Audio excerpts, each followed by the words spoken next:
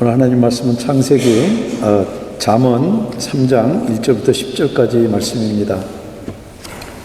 3학년 아이가 2학년하고 놀면서 좀 수가 틀린 것 같아요. 요즘 애들은 왜 그래? 우리는 안 그랬는데. 꼰대 말투입니다.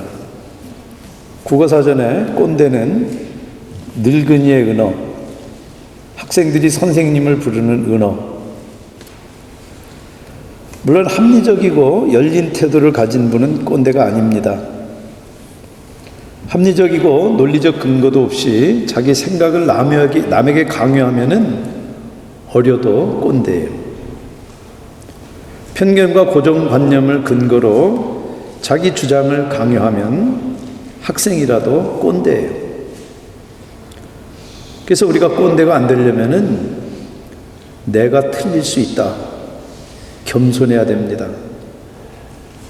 내가 해봐서 아는데 그러는 게 아니고 내가 할 때는 그랬지만 지금은 아닐 수 있다.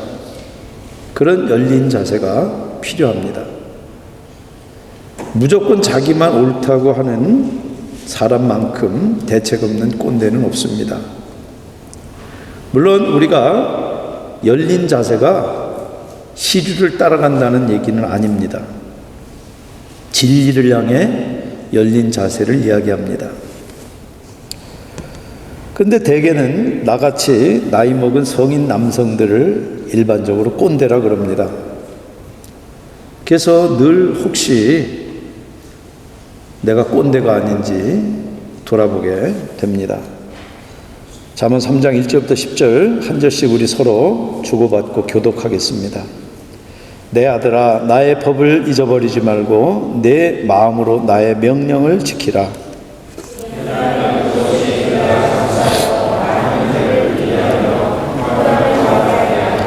인자와 진리가 내게서 떠나게 하지 말고 그것을 내 목에 매며 네 마음판에 새기라.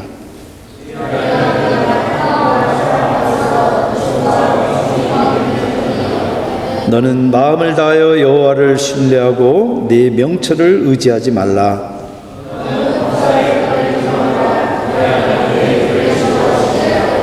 스스로 지혜롭게 여기지 말지어다. 여호와를 경외하며 악을 떠날지어다.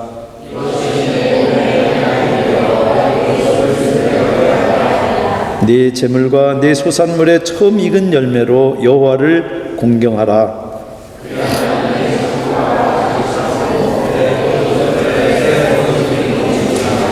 아멘. 기도하겠습니다. 성령 하나님, 우리 오늘 하나님의 말씀을 듣는 어린 아이들부터 어른까지 하나님의 음성을 똑바로 들을 수 있도록 우리들의 귀를 열어주시고 우리들의 어두워져 있는 마음들이 주님의 진리의 빛으로 밝아지는 시간 되게 주시옵소서. 그래서 우리가 주님의 그 진리의 빛을 따라 우리들의 구석구석들을 밝히며 하나님의 모습으로 다듬어지는 시간 되도록 우리를 도와주세요. 예수님의 이름으로 기도합니다. 아멘. 그런데 오늘 말씀은 온통 축복의 메시지입니다. 여러분 모두 하나님께 바로 이런 복을 받아서 다 형통하시기 바랍니다. 잠언은 부모가 아들을 자유롭게 부르면서 가르치는 형식입니다. 그래서 내 아들아, 이 단어가 잠언에만 30번이 나옵니다. 그런데 오늘 문장 구조를 잘 보시면 이렇게 해라 하는 명령 다음에 그리하면 접속사로 2절, 4절, 10절이 연결이 돼요. 그래서 그리하면 이 말은 그렇게 믿고 그 말씀에 순종하면, 그렇게 살면 그런 뜻이에요. 그렇게 하면 어떤 복을 받죠? 2절에 장수하고 평안한 복을 받아요. 4절에 하나님과 사람 앞에서 사랑받고 귀히 여김을 받아요. 6절에 하나님이 바른 길로 인도하는 복을 받아요. 8절에 영육간에 강건한 복을 받아요. 10절에 물질적인 재물의 복까지. 한마디로 형통해요. 여러분, 사람은 앞일을 모릅니다. 누구나 모르는 미래를 향해서 걷는 게 사람이에요. 그러나 내다볼 수는 있습니다. 우리 여기 하회 세븐디를 동쪽으로 달리면 세인트루이스가 나올 거를 우리는 내다볼 수 있어요. 여러분들 학기 말인데 공부 안 하고 맨날 놀고 게임만 하면은 성적이 나쁠 것을 내다볼 수 있어요. 그래서 우리가 닥치는 대로 살지 않고 내다보면서 사는 것이 지혜입니다. 근데 여러분들, 우리 어린이들도 오래 안 살았지만 내다본 대로 다 되던가요?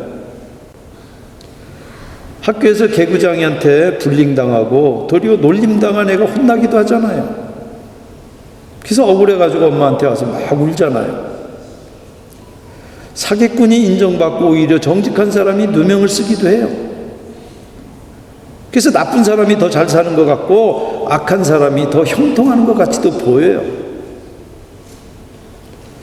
그런데 만약 우리가 이 땅에서 사는 삶이 다라면은 수단 방법 안 가리고 자기만을 위해서 사는 게 가장 잘 사는 거예요. 만약 하나님이 없다면 꼰대 소리 듣든 말든 자기 멋대로 사는 게 가장 잘 사는 거예요. 근데 오늘 잠언의 6절에 뭐라 그럽니까? 너는 범사에 그를 인정하라. 하나님 계시니까 무슨 일이든지 여쭤보라는 뜻이에요. 눈에 안 보이지만 하나님 계시니까 내가 지금 하고 있는 게 바른지 잘못됐는지, 잘못됐으면은 어떻게 하는 게 맞는지 하나님께 여쭤보라는 뜻이에요. 근데 성경에서 누가 가장 하나님에게 잘 여쭤본 대표적인 사람이 여러분들 누가 있을까요? 구약 성경에 다윗만큼 하나님께 늘 여쭤본 사람이 없어요. 어려서 들판에서 양치기 때부터 이스라엘의 왕이 돼서 죽을 때까지 하는 일마다 하나님께 여쭤요. 그런데 그런 다윗도 잘못돼요. 충신의 아내 밧세바와 간통하고 그 남편 충신 우리아를 죽게 하기 위해서 전쟁터에 아주 맹렬하게 싸우는 곳에 내보내서 죽게 만들어요. 어떻게 하다 다윗이 그렇게 잘못됐는지 성경에는 자세히 안 나와요. 그런데 사무엘하 11장 그 범죄를 저지르기 전에 다윗에게 변화가 보여요. 그렇게 주님에게 늘 여쭙던 다윗이 잘못되기 전에 여쭙질 않아요. 아마 그때 성경에 나오지 않지만 다윗은 신하들한테 입에 이런 말을 달고 살았을 거예요. 내가 해봐서 아는데 이렇게 해. 꼰대 같은 말만 했을 거예요. 전쟁할 때마다 이기고 하는 일마다 잘 되는데 뭘 하나님에게 여쭤봐요? 여쭙기를 그칠 그때 다윗은 잘못되기 시작된 거예요. 그런데 다윗이 아무 잘못도 없이 자기 장인이기도 한 이 사울에게 쫓겨다니고 그래서 그냥 저 막다른 사막 저 골짜기에 피해가고 살기 위해서 침을 흘리면서 미친 사람 신용할 때도 다윗은 잘못되지 않았어요. 위기가 아니었어요. 그때 어렵기는 해도 오히려 어렵기 때문에 주님께 여쭙기를 멈추지 않았어요. 그러나 다윗을 쫓던 사울도 죽고 그 앞에서 미친 사람 신용할 수밖에 없었던 블레셋 왕 아기스도 더 이상 접수가 못 돼요. 그때 다윗이 진짜 위기를 만납니다. 늘 하던 대로 하면 되지 뭐 꼭 주님에게 물어봐요. 그게 바로 다윗의 위기입니다. 결국 위기에 빠진 다윗은 주님께 자기 잘못을 회개하고 여쭙기를 회개해요. 꼰대짓 멈추고 겸손히 낮아질 때, 진리인 주님을 향해서 열릴 때 비로소 다윗은 위기를 벗어나요. 그래서 우리가 주님을 얼마나 인정하고 의지하는지는 우리가 얼마나 주님의 뜻을 여쭙는지 그거 보면 알아요.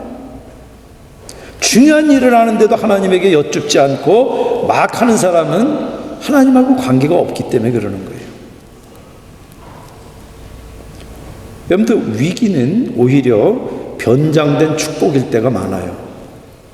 위기 때문에라도 하나님께 여쭌다면은 위기를 넘기는데 그치지 않고 주님을 더 알게 돼요. 위기를 넘기는 것보다 그게 더 크고 놀라운 거예요. 여러분, 우리가 겸손하게 남의 조언도 듣고 스스로 배우기도 해야 되지만 우리 인생에는 해결하지 못할 일들이 너무 많아요. 그래서 우리가 위기 닥칠 때만 여쭙는 게 아니라 예수님처럼 평소에 늘 하나님의 뜻을 여쭤야 돼요. 근데 우리가 남에게 조언 듣고 스스로 자기 능력으로 해결하는 게 사람 적성에 맞지, 눈에 보이지 않고 그리고 우리가 통제할 수 있는 하나님에게 여쭙는 것은 답답하기도 하고, 이게 좀 하나님이 들으시는가? 마음속에 의심이 들기도 해요. 그러나 우리가 주님께 여쭈면은 그걸로 끝나지 않아요. 주님을 반드시 더 알게 돼요. 그래서 내가 지금 처해 있는 이 문제하고는 비교할 수 없이 큰 주님을 알고 경험하게 돼요. 여러분들, 다윗이 쓴 시들이 전부 시편이 됩니다. 성경에. 다윗은 도저히 넘을 수 없는 그 장벽 앞에서 깊이 좌절하는 노래를 여러 편 썼어요. 그런데 그 시편의 끝에 한순간에 저 높은 성벽이라도 주를 의지해서 훌쩍 뛰어넘습니다. 그렇게 노래를 해요. 주님을 알기 때문이에요. 여러분들, 사람들은 문제 해결하고 형통하게 살고 싶어서 주님께 여쭤요. 그런데 그때 주님은 당신을 주세요. 다윗 시대에는 제사장을 불러가지고 제사장들이 입는 우림과 둠림이라는 것을 가지고 하나님의 뜻을 물었어요. 전쟁터에 올라갈 거야 말까요? 올라가라, 가지 말라. 그렇게 예스 노로 답을 들었어요, 직접. 그러나 지금은 우리가 여쭙는다고 하늘에서 철수야, 오늘 숙제 해가지고 가지 마라, 그렇게 얘기합니까? 물론 특별하게 주님이 알려주실 때도 있어요. 아주 특별한 경우는. 그러나 지금은 주로 성경을 통해서, 그리고 오늘 이렇게 목사님의 설교를 통해서, 그리고 기도하는 사람들을 통해서 하나님이 하나님의 뜻을 알려주세요. 그래서 3절까지 계속 지금 이 잠언에서는 성경을 강조해요. 1절에 나의 법과 나의 명령, 성경의 다른 말이에요. 3절에 인재와 진리, 성경의 다른 말이에요. 다. 성경을 잊지 않고 성경의 명령을 지키면은 장수와 평강의 복을 주마, 이 약속이에요. 그래서 3절에 그 성경을 목에 메고 마음판에 새겨라. 그때 하나님에게 은총받고 사람들 앞에 존귀해진다. 네가 자꾸 올라가려고 그런다 그래가지고 사람들이 너 존중해 주는 게 아니라는 거예요. 꼰대짓 하면서 그렇게 다른 사람 억누르려고 그러면은 오히려 뒤에서 욕만 하지 절대 존경하고 사랑하지 않아요. 그 주님의 뜻이 바로 이 성경에 기록돼서 우리들이 그 성경을 통해서 하나님의 뜻을 알게 돼 있어요. 그래서 바로 성경이 바로 하나님의 뜻이기도 하고 하나님 당신 자신이기도 해요. 그래서 성경을 늘 가까이 하면은 주님이 지금 약속하신 복을 지금도 우리가 받을 수 있어요. 여러분, 미국에서는 대개 고등학생 때 은행 어카운트를 처음 엽니다. 용돈 받고 아르바이트에서 번 돈들을 거기다 디파짓해요. 근데 유대인들은 용돈으로 자녀들 어카운트에다가 주식을 디파짓해 준대요. 그래서 고등학교 졸업할 때는 벌써 자기 어카운트에 상당한 현금과 주식이 디파짓된 채로 대학을 간대요. 한국 이민자들은 성실하게 오래 열심히 일하지만 금융투자에 어두운 것하고 유대인들 이민자들이 다르대요. 그런데 오늘 말씀은 마치 그 어카운트 같은 말씀이에요. 주님이 당신 말씀을 가까이 하는 사람의 어카운트에는 이런 놀라운 복을 디파짓 해주신다는 얘기예요. 그런데 성경을 멀리하면은 얼마나 어리석은 얘기예요. 여기 지금 히브리어로 토라를 법으로 번역했어요. 토라는 율법이라는 뜻입니다. 율법과 명령 전부 다 성경이에요. 그래서 성경은 사실 믿는 사람만 아니라 모든 사람이 지키고 따라야 될 법이에요. 그랬을 때 세상에서도 장수하고 평강의 복을 받는다는 거예요. 그게 분명한 사실이에요.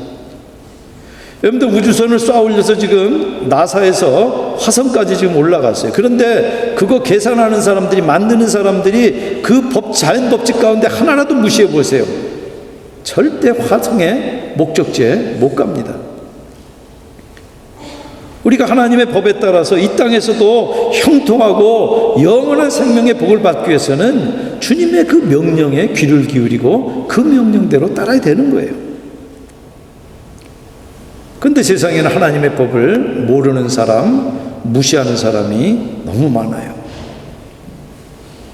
그래서는 절대 장수할 수도 없고 평안할 수도 없어요. 하나님의 법을 따라야지. 하나님의 법은 마치 매뉴얼 같은 거예요. 한국 사람들은 기계 사면은 매뉴얼 잘 안 봅니다. 그냥 무조건 먼저 조립부터 합니다. 근데 매뉴얼 반드시 봐야 돼요. 왜냐하면은 매뉴얼은 그걸 만든 사람이 이거는 이렇게 해야 된다라고 만들어는 안내서예요. 하나님께서 가정을 만드셨으면 가정을 만든 사람은 하나님이에요. 하나님이 만드셨기 때문에 하나님이 내신 법칙을 잘 알면은 가정이 제대로 움직이는 거예요. 사회 하나님이 만드셨어요. 그러면 우리가 사회를 어떻게 움직이는 것이 이 땅에 진정한 평화와 그리고 사랑이 있는 그런 사회가 될 것인지 하나님의 말씀에 귀를 기울여야 되는 것입니다. 그래서 사실은 성경이 바로 형통의 비결인 것입니다. 청통하다고 성경을 따르는 사람은 다 아니에요. 그러나 성경을 따르는 사람은 형통하게 돼 있어요. 그런데 첫 번째 3절에 성경을 뭐라고 이야기하냐면은 인자와 진리라고 불러요. 이 인자는 히브리어로 헤세드입니다. 하나님의 변함없는, 이익이 되든 손해가 되든 불결같이 변함없는 그런 사랑을 이야기하는 거예요. 그래서 우리가 하나님께 여쭈면은 인자와 진리로 균형 잡힌 그런 인격이 된다는 거예요. 그렇기 때문에 그 말씀을 마음판에 새기고 가까이 하라는 거예요. 그랬을 때 하나님에게 사랑받고 사람들에게 존중받는 것이지 꼰대질한다고 그래가지고 존중받는 것이 아니라는 얘기예요. 그런데 그러나 세상의 인간관계는 다릅니다. 거칠고 포악해야 존중받아요. 그래서 어디 가서 안 해주면 소리부터 지르잖아요. 진리가 아니라 자기 이익에 쉽게 말을 바꿔요. 그러니까 정치가들이 욕을 먹더라도 거친 말을 합니다. 그래야 뉴스에 한 번이라도 더 나오고 존재감이 드러나야지 다음번에 또 뽑히기 때문에. 그런데 그런 정치가들 뽑아보세요. 세상은 점점 거칠어지고 포악해져요. 그래서 인종차별하는 말 예전에는 감히 못했는데 함부로 그런 말하고 난폭한 일들이 점점 늘어가는 것은 선동하는 정치가들의 책임 때문이에요. 그런데 더 큰 책임이 누구에 있는 줄 아세요? 그런 사람을 뽑는 다수에게 있어요.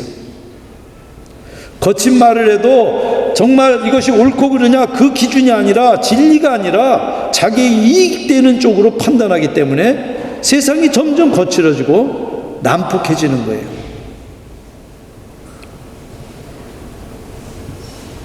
지금이라도 성경 말씀에 귀 기울이고 돌이켜야 돼요. 그래서 뽑는 사람이나 뽑히는 사람이나 주님께 여쭤야 돼요. 그러면 주님의 말씀이 무엇이 옳은지 무엇이 틀린지 분명해요. 여러분들 지금 한국 경제가 어려워서 청년들 일자리가 모자라요. 그리고 많은 경제학자들이 예측하기를 지금 세대는 이전 세대도 못 사는 첫 세대가 될 거라고 그래요.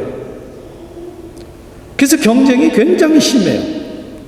학점과 토익 점수, 다양한 스펙까지 갖춰야지 겨우 면접이라도 볼 수 있다고 그래요. 여러분들 그런데 아무리 스펙을 갖추고 아무리 능력이 있어도 그 사람 그 인격에 인자와 진실이 없으면 어떻게 되는 줄 아세요? 그 사람이 가진 지식과 기술은 사람을 죽이는 데 쓰여요. 사회를 세우는 것이 아니라 사회를 무너뜨리는 데 쓰여요. 그래서 미국에서 경제위기가 있었을 때 28살짜리 부사장이 인터뷰한 것을 제가 읽었어요. 그 사람은 자선기구에 돈을 보낼 줄도 알고 그리고 어려운 사람을 도울 줄도 아는 사람이에요. 그런데 지금 이 악성 부채를 이 악성 채권을 어떤 이 돈으로 만드는데 그렇게 해서는 안 되는 일이 왜 잘못되는지를 몰라요. 영혼 없는 기계가 돼버린 거예요.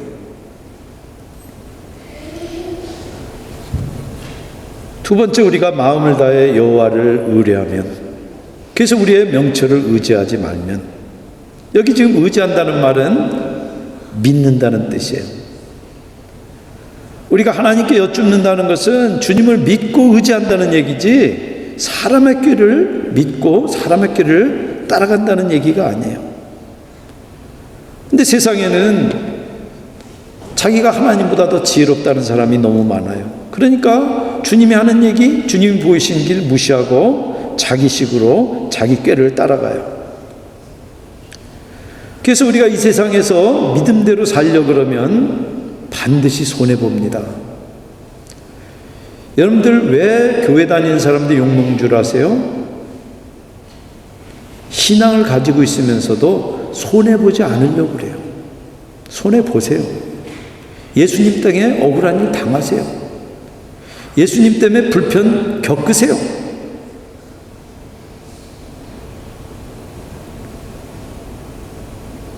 그렇게 주님을 의지하면 어떤 환난을 당해도 그 안에 섭리가 있고 반드시 소망이 있어요. 왜냐하면 주님을 사랑하고 그래서 주님 때문에 손해보고 주님 때문에 내가 억울한 일 당하면은 당장은 손해보고 당장 억울한 것으로 끝날 것 같지만 절대 그렇지 않아요. 사람들도 나중에 진가를 알아봐요. 그래서 정말 어려울 때 찾아와요. 그래서 주님을 사랑하고 그 뜻대로 부름받은 사람에게는 모든 일이 반드시 합력하여 선을 이룬 일이 이루어져 있어요. 세 번째는 소유에 대한 권면이에요. 네 지물과 내 소산물에 처음 익은 열매로 여호와를 공경하라. 소유가 있어야지 우리가 세상도 살아요. 그런데 소유만큼 그 가진 사람의 마음을 웅변적으로 드러내는 것이 없어요. 그래서 하나님께 여쭙는 사람은 자기가 가진 소유로 하나님을 공경하는 사람이에요. 그래서 사무엘서 말대로 나를 존귀하게 여기는 자는 내가 존귀하게 여기고 나를 멸시하는 자는 내가 반드시 멸시하리라. 사무엘이 주님을 존귀하게 여길 때 주님은 사무엘을 마지막 사사로 삼으셔서 이스라엘을 블레셋의 그 공격으로부터 구해내세요. 그래서 존귀하게 하세요. 당연히 엘리의 뒤를 이어서 사사가 되어야 될 두 아들 홈리와 비느하스는 주님을 멸시해요. 그래서 제물로 바칠 그 짐승의 기름진 고기를 하나님께 바치기도 전에 먼저 갈고리로 찍어서 띄어갔어요. 그래서 블레셋 전투에서 그 두 아들과 함께 죽은 두 아들과 함께 엘리도 죽어요. 소유로 나를 공경하면 나도 공경한 사람을 축복한다 하는 약속이에요. 여러분들 소유로 주님을 공경한다는 것은 돈을 벌 때나 쓸 때 둘 다 적용되는 거예요. 돈 벌 때, 쓸 때 다 주님의 뜻을 묻고 그 뜻에 따라서 하는 거예요. 그래서 공정하지 못한 방법으로 돈을 벌면은 하나님을 공경하는 것이 아니라 멸시하는 거예요.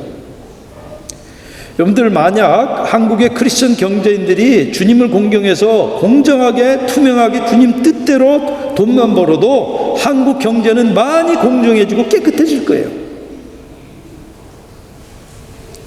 그런데 과거에 평양 인구의 1%도 안 되는 크리스찬들 때문에 부정을 못 저지른다고 불평을 했어요.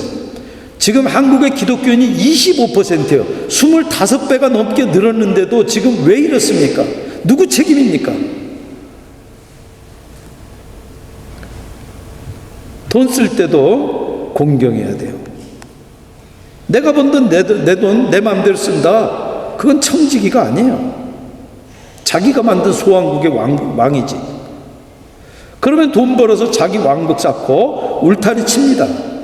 그러면 고인물 썩듯이 그 안에서 소유는 주인을 반드시 썩게 만들어요. 그래서 어떻게 주님께 복받고 사람들 존경받습니까? 여러분들, 우리 교회는 4곳에 선교지를 돕습니다. 올 겨울에 프리징 레인이 와서 우리 교우님들을 위험할까봐 예배를 3번 취소했어요. 근데 그 여파가 지금까지 있습니다. 그래서 선교지에 선교 헌금을 보내드려야 되는데 아직 보내드리지 못하고 있어요. 그런데 money talks, 돈이 이야기합니다. 우리 가진 것 힘껏 주님을 위해서 드리십시다. 여러분들, 우리가 주님께 여쭙는다는 얘기는 주님의 인자와 진실을 우리들 마음에서 떠나지 않게 하는 거예요. 주님께 여쭙는다는 것은 우리 마음 다해 주님을 의지하지 자기 명철을 의지하지 않는다는 얘기예요. 주님께 여쭙는다는 것은 우리가 가진 소유로 주님을 공경한다는 얘기예요. 그런 지혜가 저 여러분들에게 가득하시기를 주님의 이름으로 축원드립니다. 기도하시겠습니다.